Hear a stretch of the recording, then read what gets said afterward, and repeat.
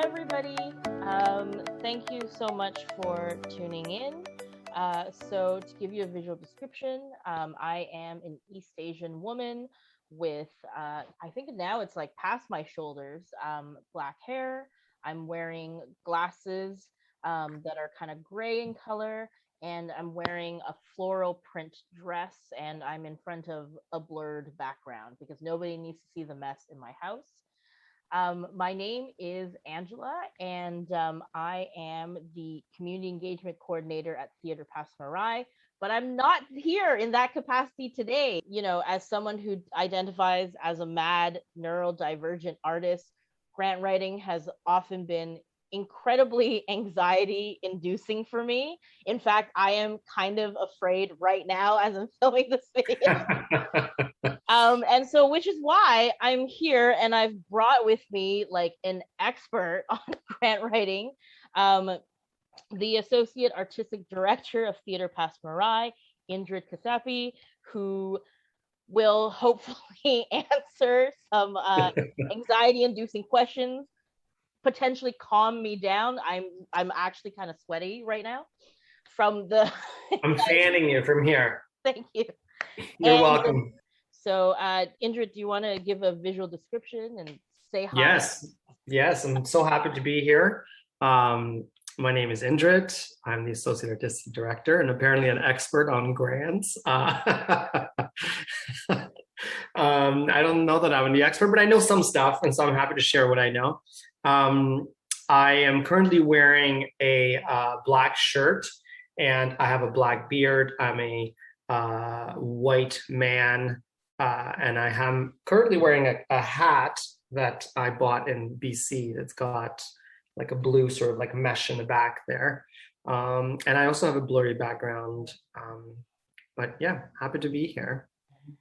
Thank you so much for doing this. And before we begin, I actually did kind of like a casual, I'm not sure if you saw, sort of like, I kind of casual ask on some of our social media about like some of the big questions people have about recommender grants. So the first question is, and I actually got this, I think 3 different times, where somebody was like, what is a recommender grant?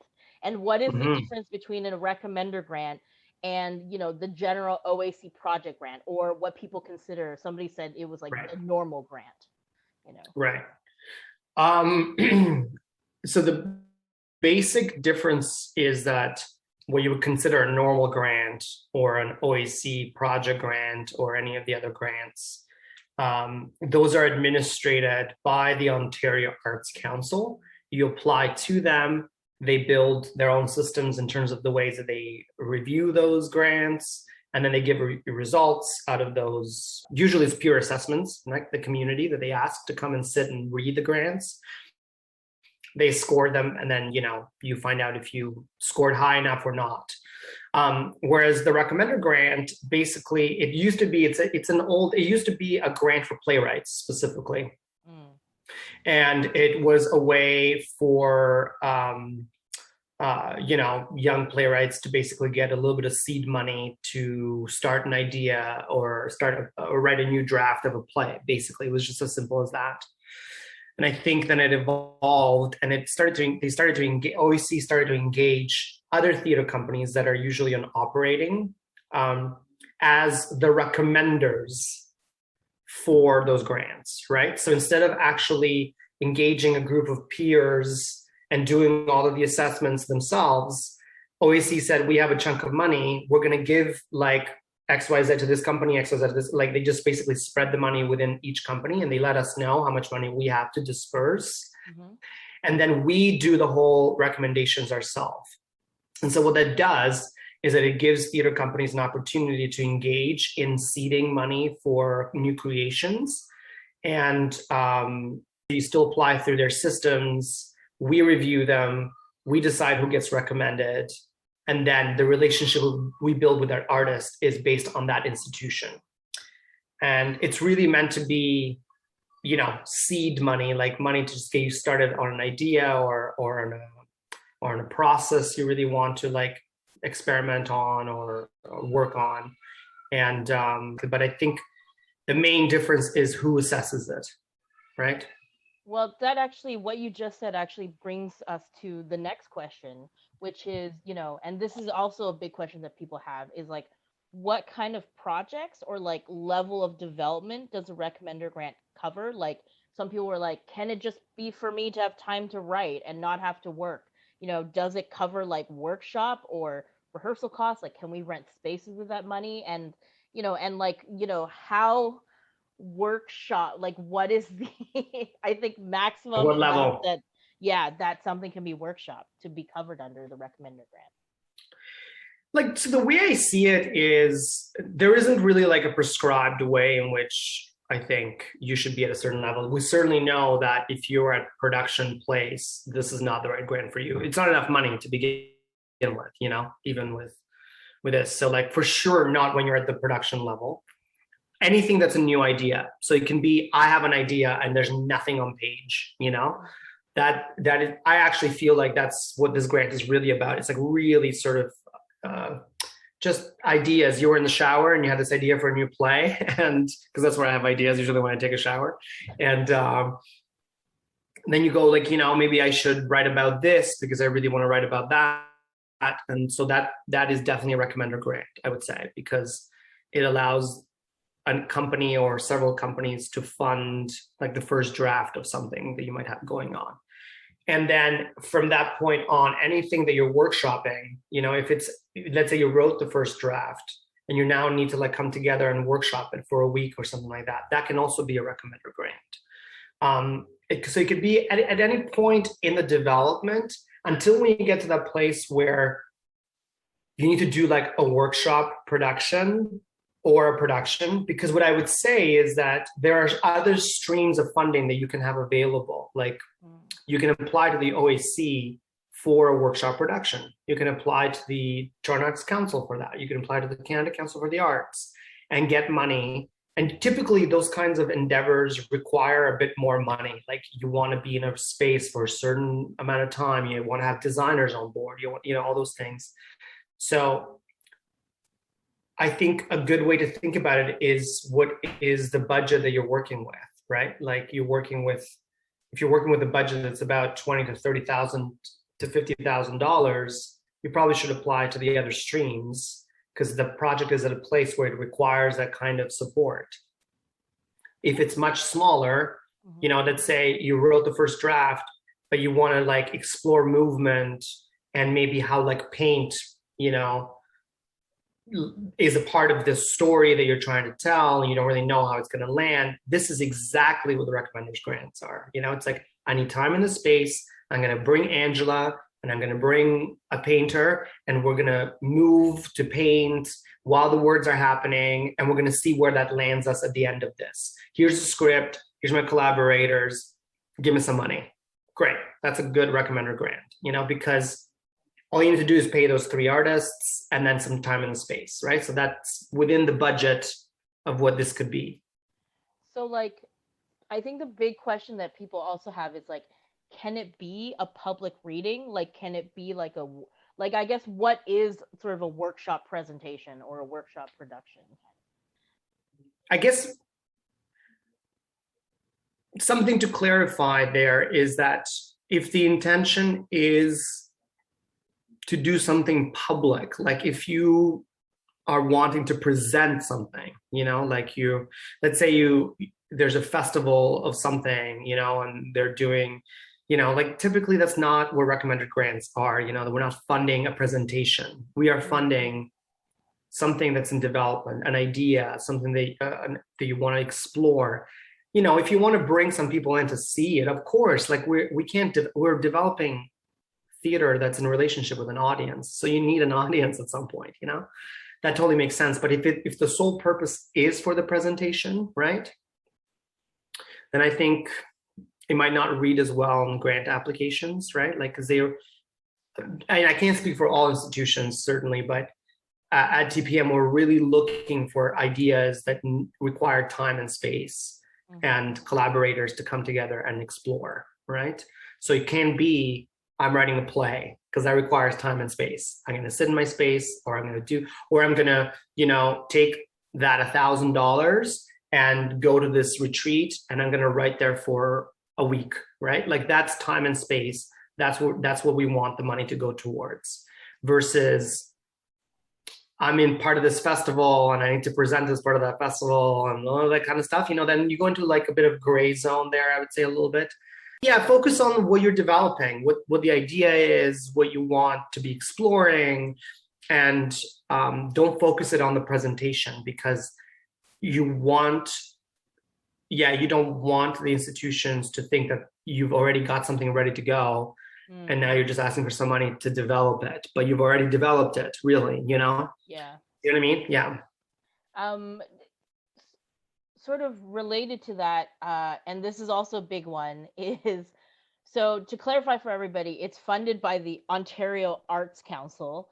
And so a lot of people ask, does you and your company need any qualifications to apply for a Recommender Grant? Do they need to be a permanent resident or citizen? Like, can somebody from a different province, apply? I know that you can maybe with a collective, but like, what are the sort of parameters? Yeah. As long as you have legal status to work in Canada, you can apply for the grant, from what I understand. And you have to be a permanent resident or Canadian citizen, for sure. And I think if you're the main applicant, you have to be an Ontario resident.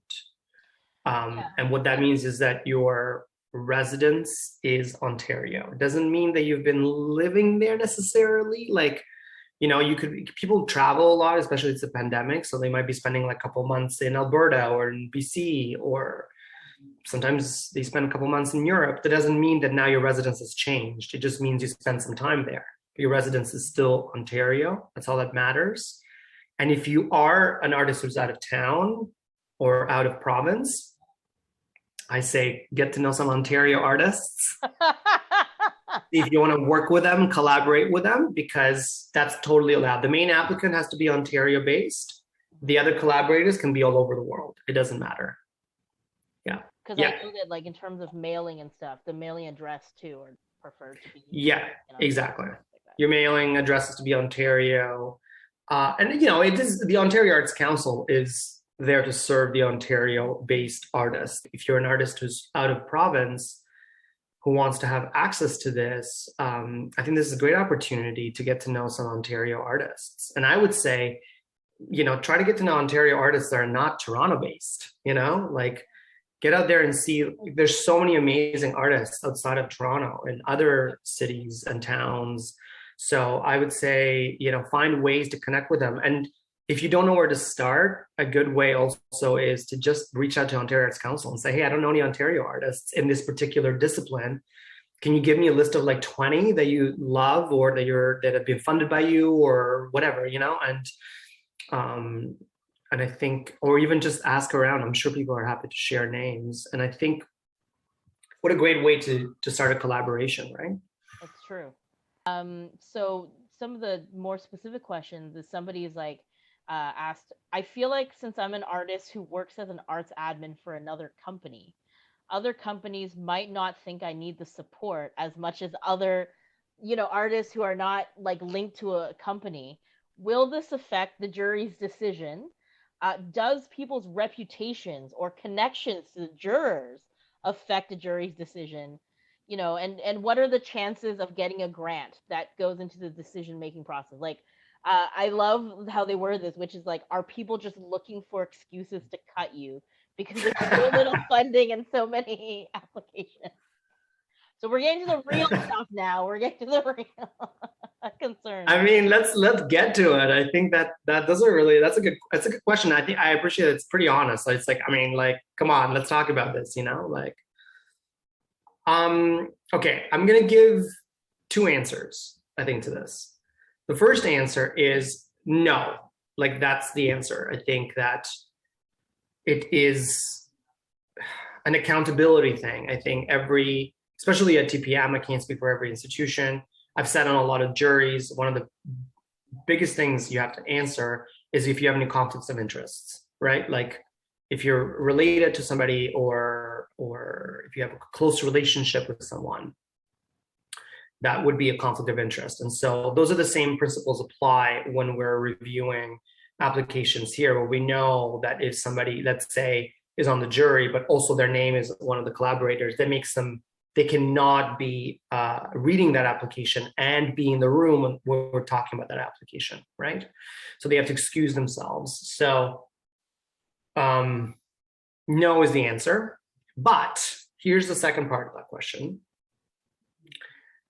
There is certainly, like, it would be so naive, I think, for anybody to claim that there's no bias involved in us as human beings, right? We have bias, and we have to work through our bias to live our lives and to understand the world from a different perspective on a regular basis.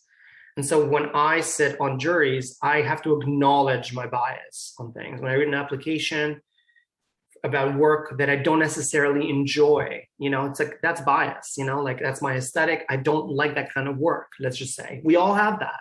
Yeah. And I think that is the reason why we like to have a multitude of people sitting at the table, so that when I say, this is not really my cup of tea, somebody else can say, I'm sorry that you feel that way. I feel like this is brilliant, right? So they can advocate for that work. That's usually the hope for it. And I like to engage in a conversation when it comes to that. Usually in a jury, when you're sitting, the applications that get like the points where everybody agrees that they're good and everybody agrees that they're not going to make it, we don't really talk about those, right? It's sort of the collective has agreed that it's not enough points, it's not ready as an application or whatever as an idea, or like brilliant idea, brilliant work, brilliant artist, blah, blah, let's do it, blah, blah, blah. That's done. The bulk of the adjudication is spent on the work that's you're not quite sure, right? Because for me, I see that as an opportunity for Angela, let's say you're sitting on this jury, for you to like say, here's why I think this work is really worth it. This is why I think this artist deserves a chance. Because I acknowledge that I have bias when I sit on that table. Just like you have bias when you sit on there. All of us will have some bias around the work. And so I don't know if that answers the question, but there is always bias involved. It is up to the institution to hold the jury accountable to make sure that it's a fair adjudication process to the application, and not just like, I hate this person because they didn't come to see my show. So because I hate them, I'm disqualifying them. Like that's not a just way to adjudicate. And certainly that's not how we run the room at TPM. And then to answer the other part of that question is that they work as an arts admin for an institution. Yeah. So like, let's say somebody who works at arts admin, and this is not the person who works for, like, let's say Soul Pepper wants to apply to the TPM. Yeah. Does the fact that they work for Soul Pepper, because like something, it's like, oh, that person's already probably going to be supported by Soul Pepper, so why do we need us here at TPM need to give them money? I think that is the mentality that people are afraid will factor into the application. Yeah, I think that's not I certainly not we would never do that. I think we are not adjudicating whether a person can afford to do the work they're doing or not. That's not that's not what we're adjudicating. So, like, why Soul Pepper? Somebody could be working for Deloitte and be making like these digits. Do you know what I mean? Yeah. Like, we certainly have had applicants who are like doctors, and have pretty great salaries. And so it would be unfair for me to say you can't have access to this money because you have a really good salary, so you should just pay for it yourself. What we're adjudicating is the project, if it's a good fit with TPM, if we see that there's a relationship, if it's an artist we've never worked with and we're interested in, or if it's artists we worked with and they're doing work that we're interested in, and overall, if it's a piece that has an immediacy, like that communicates to something that we're really experiencing, that we want to be a part of that dialogue, like that kind of work, as well as processes, like what process are they engaging in? We're very much interested in multidisciplinary work, and that doesn't mean that we don't like just like what Marjorie calls plays, or just dance. But certainly the intersectionality of disciplines is very much of interest to the work that we do at TPM. And if you look at the season, you can see what we prioritize or what we look for when we're programming work. For those who don't know, if you go on the OAC website and you click on the recommend, the sort of like little banner that takes you to the list of recommenders, there are priority sections. So like, what are the what is that all about? Like, what do they mean when they say these are our priorities? And Right. And also, what are TPMs? Yeah, I think Ontario Arts Council has their own priorities in terms of, and I think what that means usually is that, again, grants are adjudicated and scored, and priority doesn't come really into effect until when you get to that place where it's like, okay, here's a series of grants that are just as good, right? We always are at a place where we have more applications that we want to fund than money. I've never sat on a jury so far in my life, including the recommendation where they've said, we want to fund all these people, and they're like, great, we have all the money, let's do it, So you get to that place where you're like, okay, I have all these people I want to fund, and I really want to fund them all, but we don't have money, so then how do we go about that? And what they've instituted is a priority list in terms of what OAC, and OAC has their own, list of priorities, but for TPM, we are interested in artists with disabilities, deaf and artists with disabilities. So we will prioritize those when it comes to applications. We're interested in artists who identify as queer, and by that we include gender non-binary and obviously trans identities that are also non-binary, trans non-binary, or trans-binary. And we obviously include Indigenous and Black and POC artists as part of those priorities. After that, I think we are interested in artists who work outside of Toronto. We're always interested in seeing artists outside of just like the core of Toronto. We do pay attention to like how many applications we got that are Toronto based and how many are like actually outside. Because, it's not a fair system if you just judge them all as one thing. You want to understand that this Indigenous artist in a small community in Northern Ontario has had a whole different set of barriers to get this application in. So we do look at those, and that's when we usually kind of try to make a decision around who we eventually recommend and who we do not. And I also just want to add, like, it shouldn't be a deterrent for anybody to apply. Everybody's welcome to apply. I think this is really important. It's just we're communicating, articulating that if the application doesn't get enough scores, then it will fall under these priorities for us.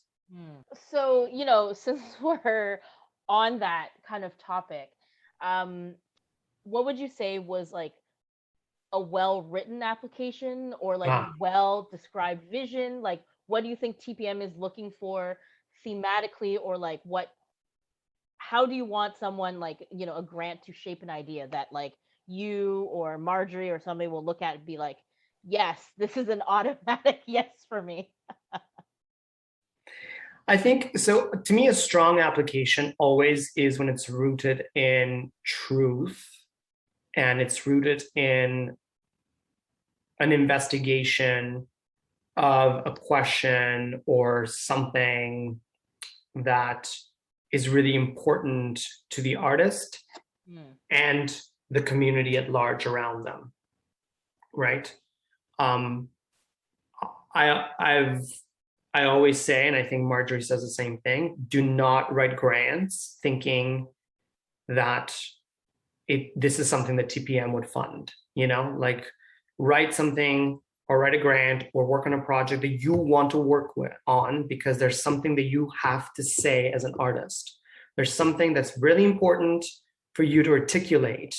And so that's what I'm really interested in. When I see that authentic, truthful voice and an artist who's just investigating something, a story or something that has to do with the community they live in or an experience they've had, and they're trying, and ultimately we're all just trying to make the world a better place, And so when the grant is rooted in that authenticity and that truth, to me, it's a strong grant, because the recommenders grants are not complex. It's like, here's my idea. Here's what I'm feeling. Here's what I'm thinking. Here's what I want to do. so it's, here's my idea, and then here's what I'm going to do. I'm going to sit down, I'm going to write this play, or I'm going to meet with 100 people and I'm going to buy them an apple, or whatever, do you know what I mean? Whatever it is, like, Yeah. it has to, but the thing is, it's rooted in whatever that authentic question is that you have as an artist. I think the second part to that is, like, for TPM, we don't have like a theme that we're looking for. We are looking for ways in which your ideas or your plan, it does match what we usually like to program, or things that we're interested in, right? And so, but sometimes we're even surprised, like we read something and we're like, wow, I would have never thought this would be so interesting, but it is, and so we like to also be surprised as well, in terms of what that could possibly be. But typically, I think we are really interested in conversations that are urgent, and so I want people to understand that I get, the dichotomy of, like, write whatever you want to write, but also, like, if you want it to get funded, you want to make sure the theater is going to like it. You know what I mean? So, like, I understand that, like, dichotomy, but, like, typically I find that, like, even as an artist who creates, I'm also an artist myself. Like, we have lots of ideas, and the ideas that really stick, it's because the rest of the community around you rallies around it and identifies with it. They go like, oh, here's an idea about this. Like, I want to talk about land distribution and fighting. I'm talking about my play now. I want to talk about, how we're still fighting over land, and when are we going to get to a place where we stop fighting over land? And, like, to me, I feel like the reason why that got traction is because the moment I talked to Cole about it, who's my collaborator, Cole has so much to say about land and ownership and stolen land as Indigenous artists. So now we're in a conversation. It's an urgent conversation. The community is involved, et cetera, et cetera. That kind of, like, sort of moves that way. You're not creating art in isolation, right? Like, it's a different thing. You're creating it in community, or that's the way I see it. And so you can have a brilliant idea that's very authentic to you, but maybe sit and think for a minute how the community is involved in this larger community. And then I think that might clarify why institutions like TPM or other organizations might actually have an interest in that conversation as well. Yeah, did I clarify, or did I confuse you more? I think I do want to also, like, put forward that, like, the specific can be universal. So to totally not, like, discourage anybody who's like, this is a play about my, lived experience, or my, or my story. But I don't think anybody else is interested. And the fact is that, like, people can be interested in it. It's just that, like, thinking about what your story can represent, at least on the grant application. Is that sort of what I'm getting? Yeah, I think, that's why I said, I think every idea, every story, because to me, art is subjective, right? Like, I think 1,000 people might think it's not interesting. That one person thinks it's the most beautiful thing they've ever seen in their life. And that's all you need for that piece of work to have validation and to. Why are you laughing? You reminded me of that Lady Gaga quote where she 99 people. If one believe in you. I mean, she's right. She was right. She just said it too many times at too many interviews. I'm going to turn into Lady Gaga for Toronto Theatre grant, applications. Like, yeah. I'm going to be quoted all the time. But, art is subjective. And so, like, there's validity to whatever it is that you are thinking and doing, 100%. But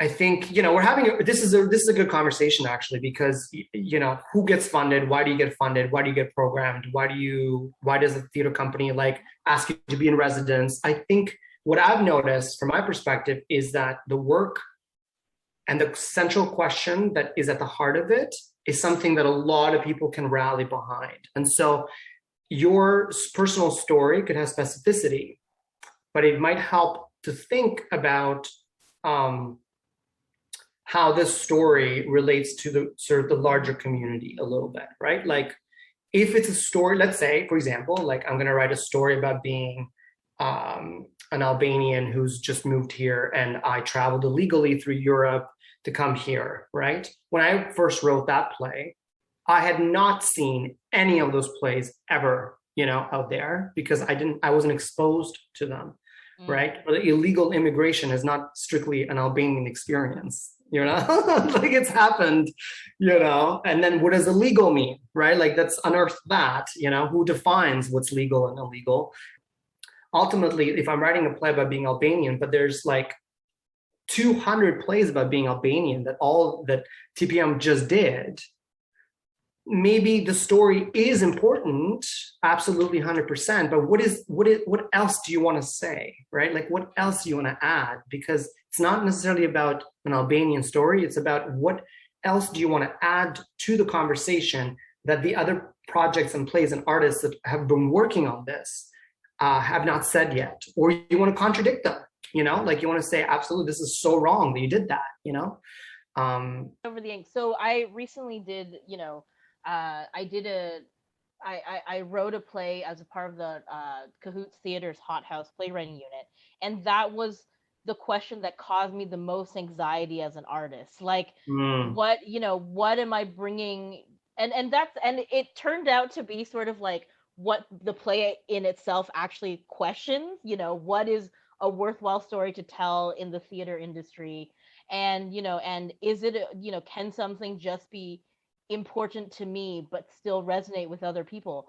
And so that, I guess that's why I'm pushing on this question a little bit, because I think it's the anxiety that a lot of artists have, in that, how do I know when I'm adding something new to the conversation, or how do I know if I'm bringing something new to the conversation? And and how do I know if I'm just repeating, like I guess now we're moving into the realm of you as an artist. How have you gotten through questions like that, in your career and in your creation process? That's a good question, I think. And I totally identify with the anxiety of that. I've sat on both sides of the table so many times, I still do. And so I know what it's like to be like writing a grant and being like, I hope they like it. Like, I think, there's a little bit of that for sure. But I do think, I think my way of going around it is that I talk a lot about it with artists, and see where they're at in the conversation. Like I engage in a conversation with them. I don't work in isolation. Like even when I write, especially when I wrote Toka, I was writing with collaborators in the room. I was very lucky, not everybody has that privilege to have some money to have collaborators on day one of like this idea, but you can't do that. Then, take some people out and start talking about the work a little bit, start talking about the idea. They might tell you, hey, there's this book you should read. There's this play you should watch. There's this artist you should talk to.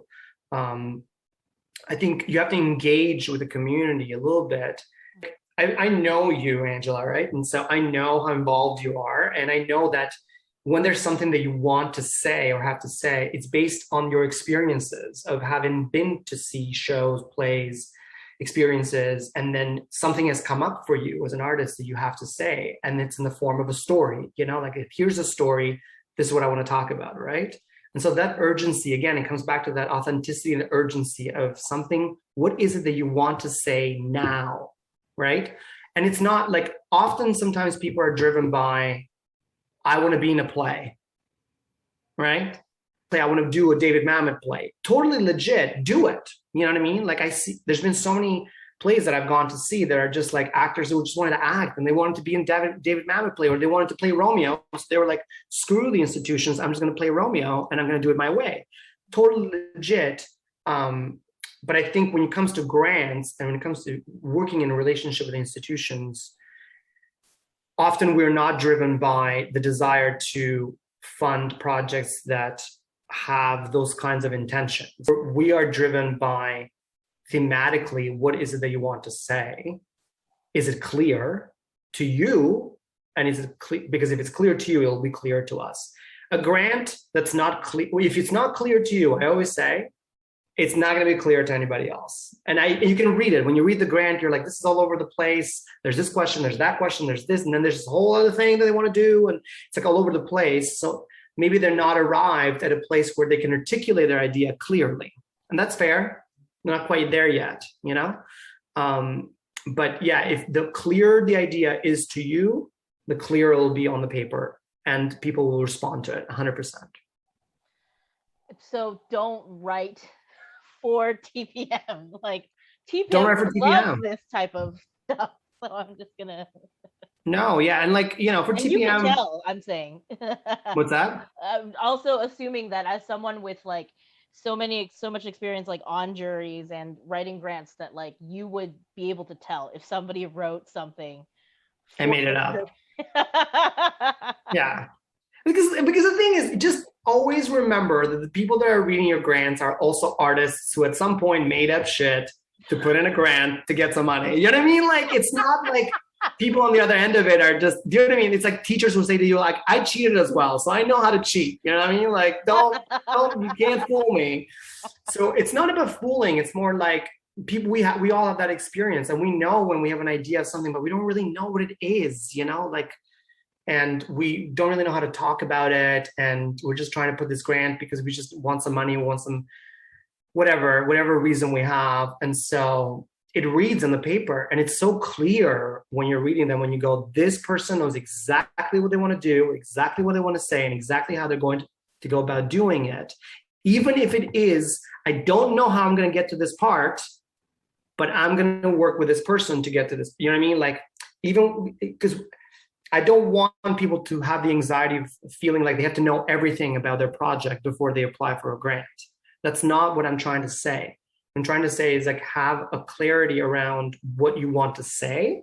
And then also the things that you might not know, you know, like, I don't know this, I'm going to talk to Angela, you know, or that kind of awareness to me speaks of clarity, right? Like, I'm going to write a play about land, I'm going to want to talk to some Indigenous artists, right? Like, just things like, just that kind of clarity is what I'm saying. Not necessarily that you know all the details of your play laid out. Yeah.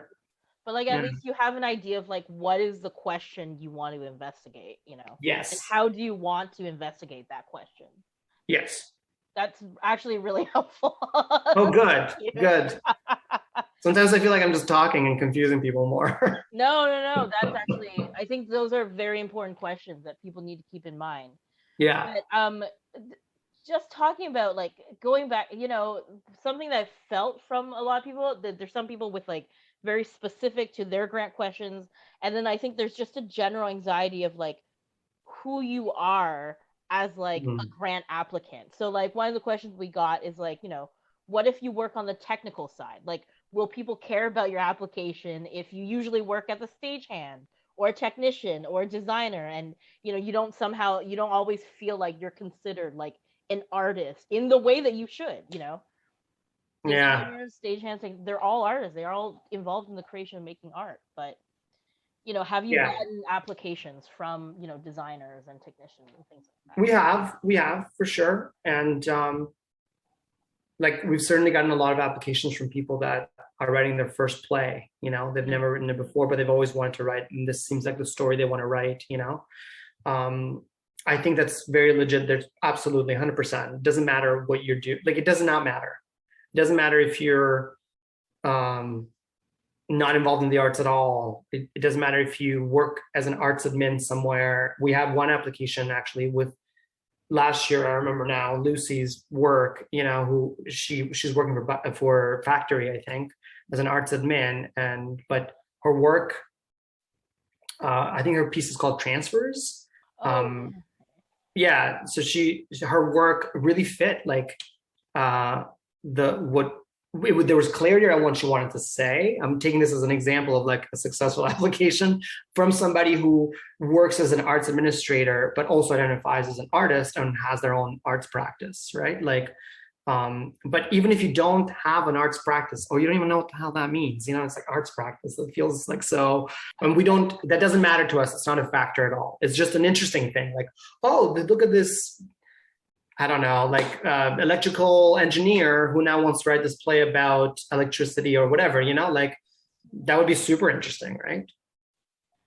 I think the one thing I do remember is that, because it says professional theater artists, Yeah. What is a professional theater artist?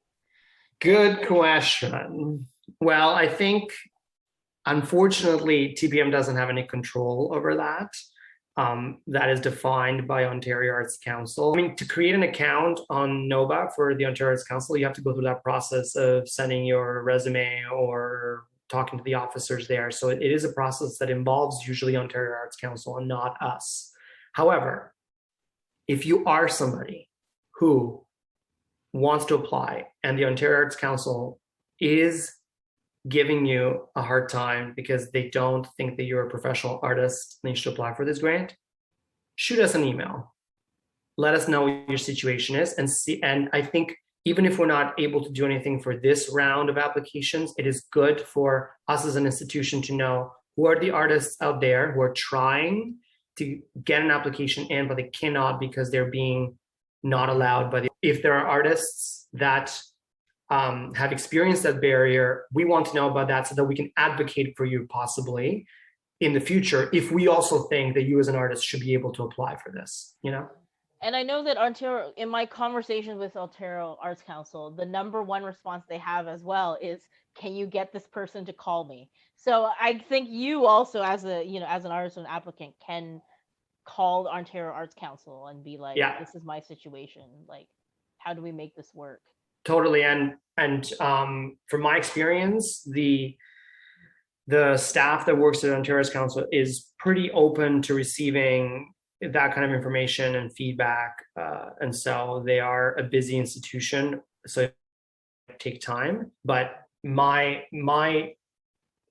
relationship with them has been one that when I've inquired about things, they have taken it into consideration. We've had artists in the past who had a lot of issues with the application process, and they certainly tried their best to accommodate them in different ways. So I did do my advocating for those artists, in terms of the relationship we have as an institution with the council.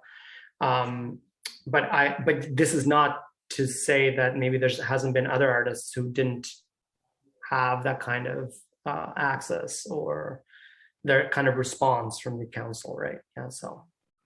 And since we're talking about access accessibility, a question that we got is like, are there resources that the OAC or TPM can provide to, I think they said, to help make things less stressful or less overwhelming? And I think this was from a MAD identified artist as well.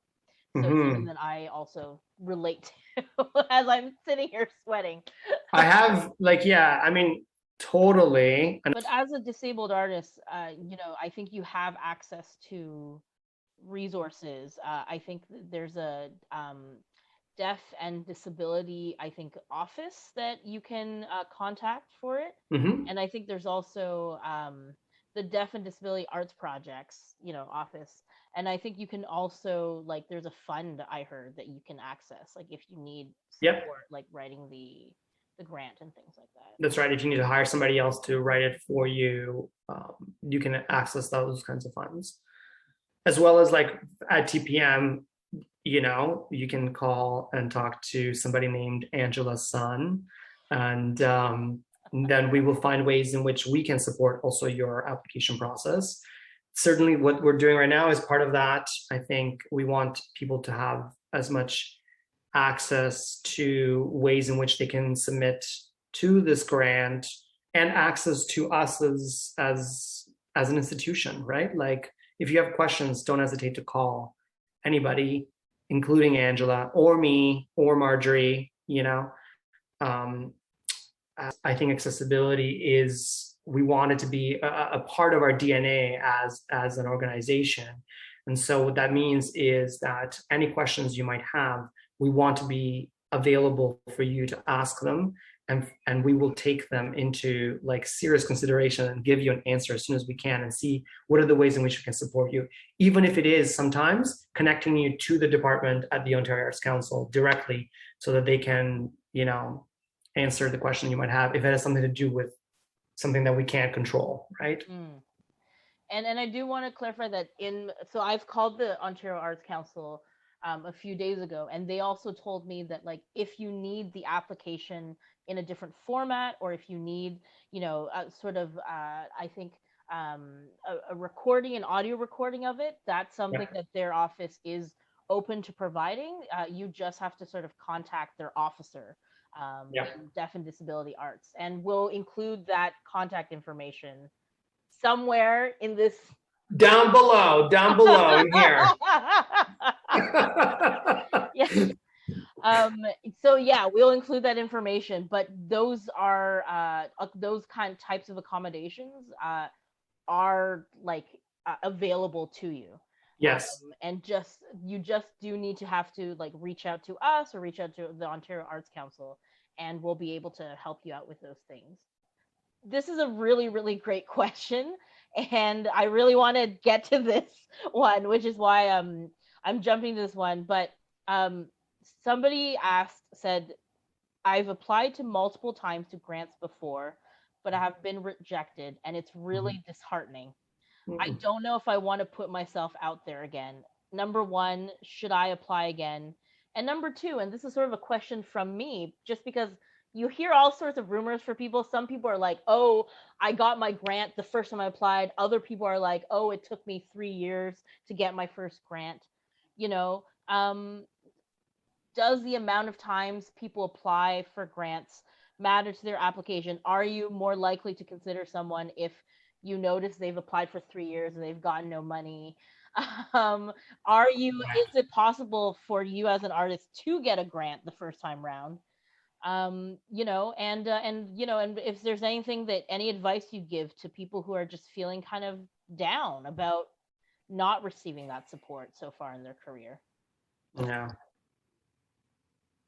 I mean, first of all, I totally feel that, like as an artist, you're always put in a position where you're applying to try and get money for your work, and then when you're not getting anything back in return, it can feel extremely not validating, whatever the opposite of validating is. Like you're just feeling like maybe it's not worth it. Maybe maybe I'm a bad artist. And all of these self-doubts creep in, and I think it's so, yeah. I identify with that. There's definitely been moments in my life where that's happened. So I don't know that we necessarily keep track of how many times somebody's applied, and not been successful. I don't think so. I mean, I've only been with TPM for now, I think this is my third year, right? So I don't know that there's that kind of history in the application process that identifies. I don't know that we adjudicate on the premise, again, of has this person been applying enough times, Certainly, we're very interested in artists we've never worked with, like always like, who is this artist I've never worked with who lives in this small town in Ontario? I want to know what their work is and what their process is. So we're cautious about that. I don't know that we're necessarily like, nobody's going to get a grant because somebody feels bad about them. And why would you want to get that grant anyway? You know what I mean? Like, my advice is to engage in conversation with members of the community in terms of the work. And so what that might mean is maybe the grants that you were unsuccessful, call us and ask for feedback. Okay. Yeah. Because you cannot grow as an artist or as a grant writer or as an arts administrator if you don't know what the hell you're doing wrong. Yeah. I think I'm writing a really great grant, but I keep getting rejected. I get those emails all the time. I respond to those emails. I think that's the biggest thing that artists need in this industry is feedback. We do collect the information, and when somebody comes back to us and say, why did I not get funded? I would love to hear what your thoughts are on that. That helps you make the grant better for next time. And so so that's crucial. If send a message, and if they give you feedback, that's great. Some of them might choose to say, we don't provide feedback, period. Then if that's the case, I would say, like, I don't know, make somebody a really nice lunch and get them to read your grant and tell them to give you like what did they get out of it? Did they understand it? Did they not understand it? Because sometimes when you're in isolation, it can be really hard to like tell, like, what am I doing right? What am I not doing right? Yeah. I guarantee you that the more people see it and the more people read it, the clearer your grant will become. And so be more active, be more proactive with the institutions or the juries that are denying you to find out what is it that they're denying. You know, is it the work? Is it the collaborators you're working with? You know, like you might have this great idea to do some movement, but you have not hired anybody who's actually a mover in your team, right? Mm. That might make people go, I don't know that they got the right team in place. So then the grant gets disqualified. So it could be just as simple as that. You can be like, well, we don't think you have the right team in place. Oh, great. I can change that, you know? So next application you put in, you got the right team in place, bam, then you get funded. I think also, I think something you said that's really important that actually a lot of people don't know is that there are some juries who will give you feedback. Because I think Yeah. sometimes people are like, oh, you know, they think of it like a job interview, you know, like you're just gonna, somebody's gonna be like, no, you don't get this job, and then you never hear from them again. But Yeah. like, but I think even with like, you know, if anybody's applying for like OAC project grants, like I have as a producer, like I've called on behalf of companies being like, Yeah. hey, why did we not get this grant? And they're like, well, according to the jurors, they said this, this, and this. This, and this. And they will tell you, like, you rated, like, I will say, listen, you rated really well. You know, you were just on the cusp. Like, you were literally there. So apply again, you know? That's the kind of information you want to have, right? It's like, okay, I'm doing well. And if you understand the granting process, you know that that might happen. It's happened to me so many times where you're so close and then they're like, didn't make the cut. And then you go, well, what is it? What did the jury say that didn't make the cut? And they say, well, we didn't, whatever it is that they say. And then it's up to you to address it as well, right? Like, you know, you can kind of go, well, I'm so annoyed that the jury felt that way, but I'm going to try again. Sometimes officers will tell you yourself, like, try again, try with a different jury, you know, like, because it's just the nature of it. And so, yeah, I think that's what I would say to somebody who's been trying and constantly has been getting denied. I would say, have you tried to get some feedback on all the applications you've submitted? Yeah. And also, I think in general, because I remember it took me so long to, I think, realize this.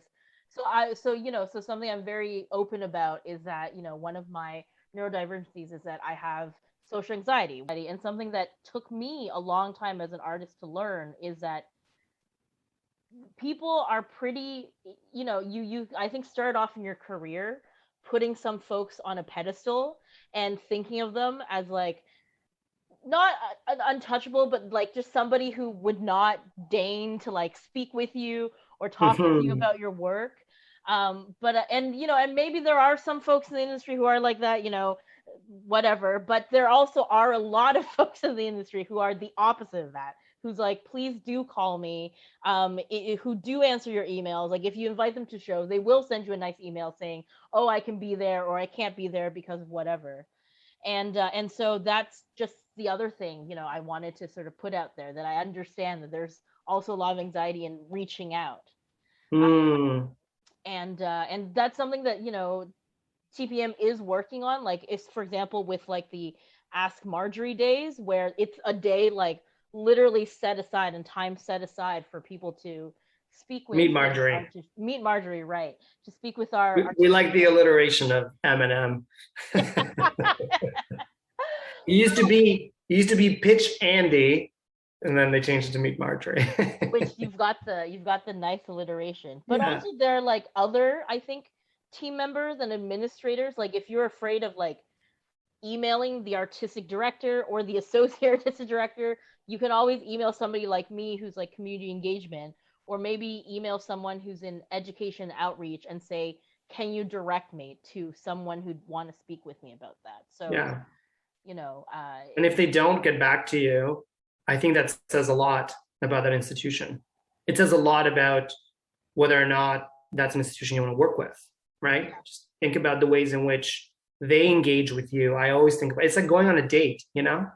Like really, it is. It's like when you go on a date with somebody, are they being nice to you? Are they treating you with respect? Are they engaging your conversation, or are they on their phone and ready to go? Because if they are, do you want to date that person? I don't think so. Then why would you want to work with that institution?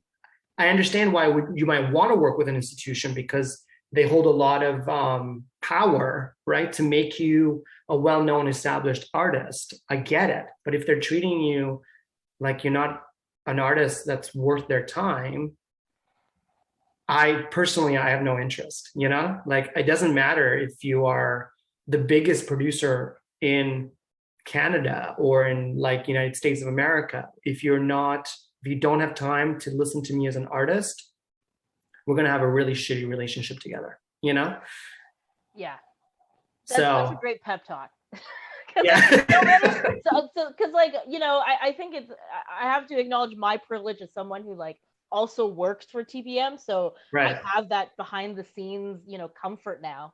But for Yeah. like, I also know, like, before I worked with TBM, and when I was in that realm of freelance artistry, you're kind of made to feel like the smallest fish in like the biggest pond, and Yeah. it makes you feel very like insecure about whether somebody will want to look at your work.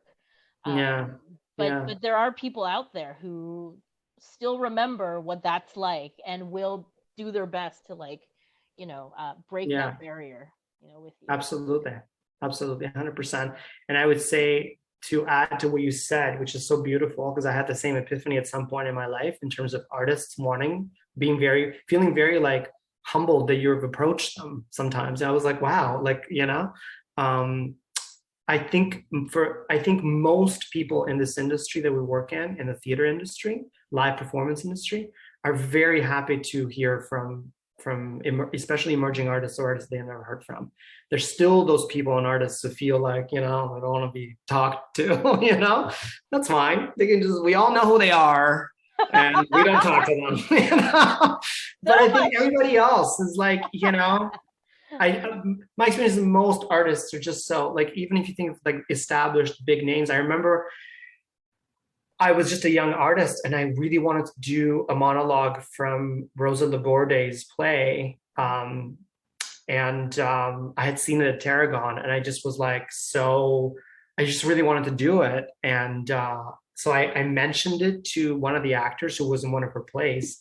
And like the next day, I got an email from her with the script as a PDF with like full blessing. Please, absolutely, I would love for you to use one of my monologues in any audition you're doing. Here's a play. Just don't give it to anybody else because it's going to get published, blah, blah, blah.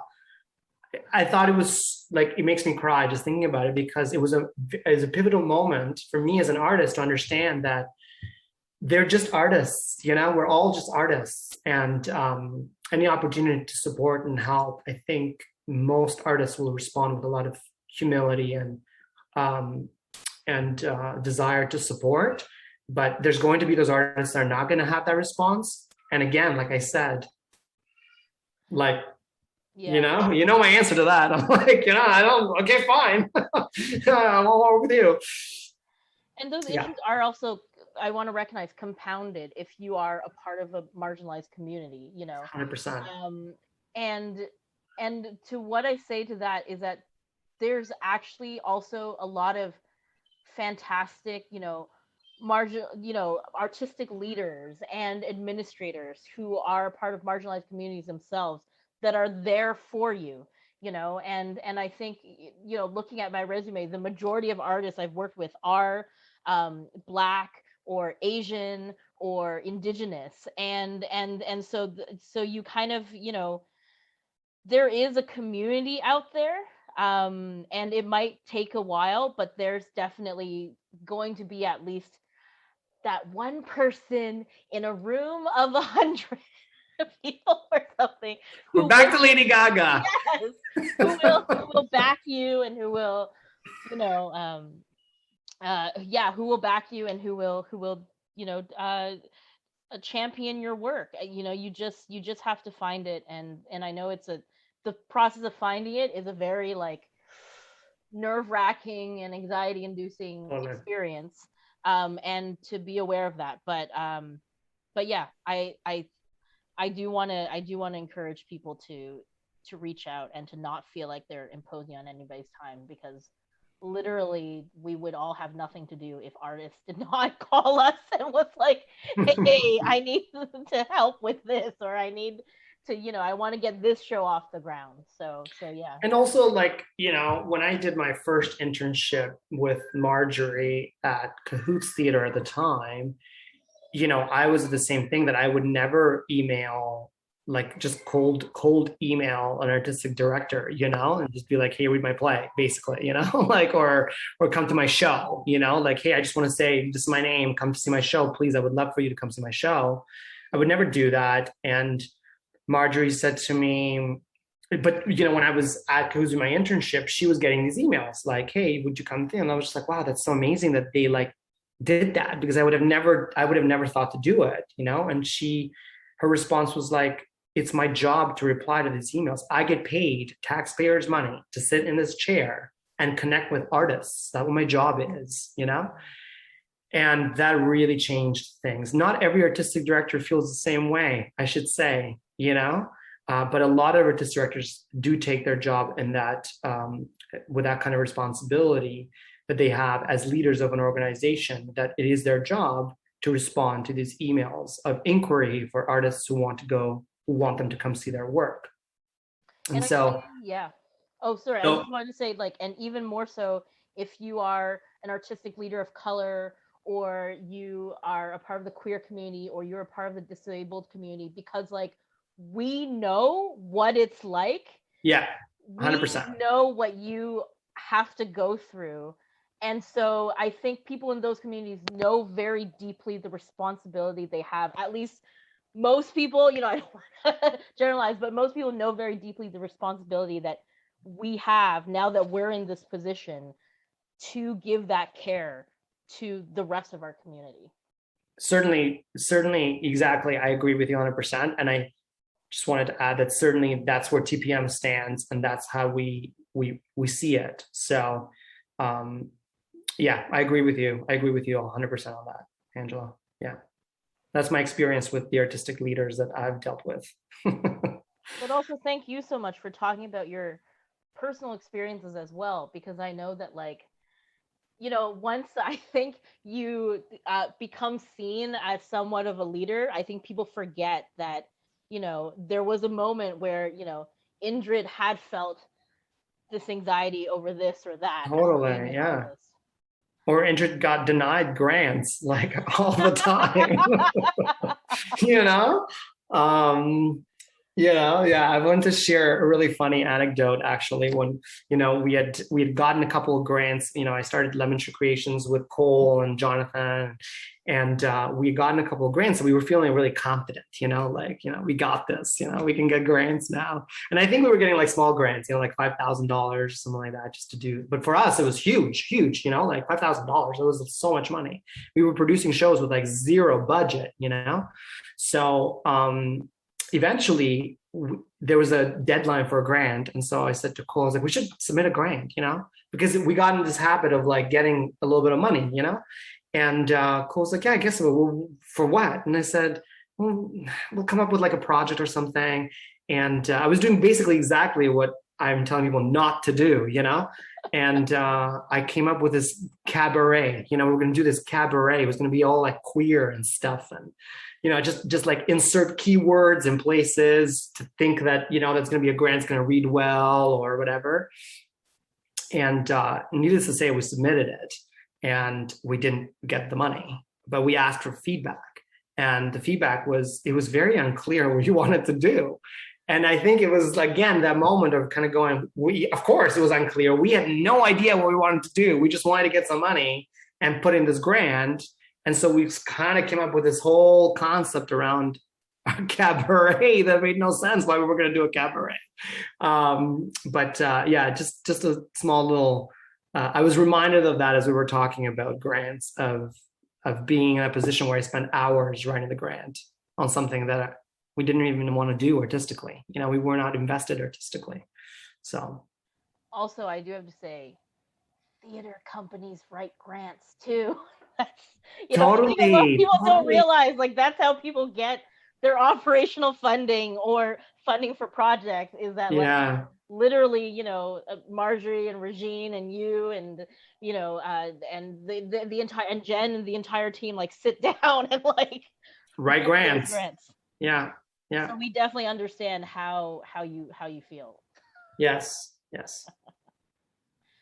I guess for the recommenders grants for TPM, you know, we have a deadline of November 1st. Mm-hmm.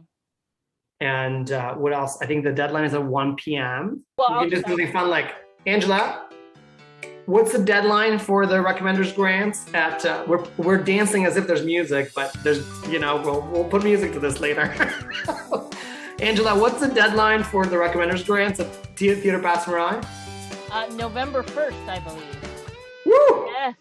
At 1 p.m. 1 p.m.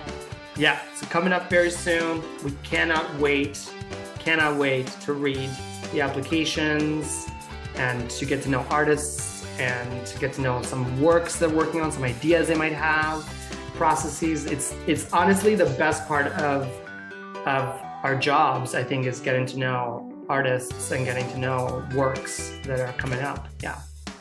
You don't know who's going to be on Broadway next. You never know. You never know. And then you can say, I read the grant when, you know. Thank you so much, Indrit, for your time and for your knowledge and for just being very frank about all of this, you know, and I've learned a lot myself, and you know, hopefully that anybody watching this will also be able to, you know, take something away and have that help them in the writing process. My pleasure. Anytime.